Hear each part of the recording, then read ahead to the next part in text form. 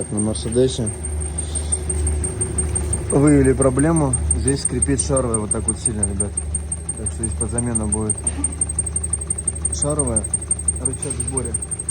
В остальном все нормально. Утиль-сбор дорожает, поэтому приходится использовать В современные общем, методы. короче, масло заливаем. Сейчас включим, чтобы перестало скрипеть. Но это чисто просто для эксперимента. Комфорт, да. Да, менять так все равно придется. Потому что... О. Нагрузку даем, звук пропадает. О.